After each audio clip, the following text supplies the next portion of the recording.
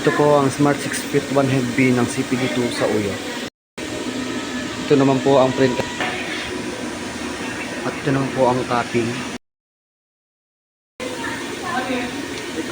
Head clean.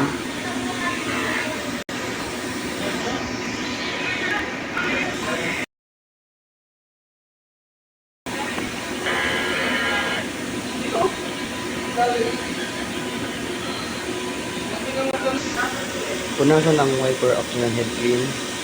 Kaya ang printer head area. Ito naman po yung ink tank. Nasa tamang level naman po. Ito naman yung AVR. Ito naman po yung waste tank. Nabag na po siya last week. Ito naman po yung ICC profile.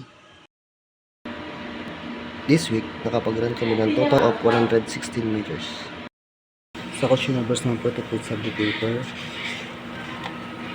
Sa ink naman po cyan, magenta, yellow, black. Ito naman po yung inventory sa Vivid Ink, sa Puppy Jet Ink.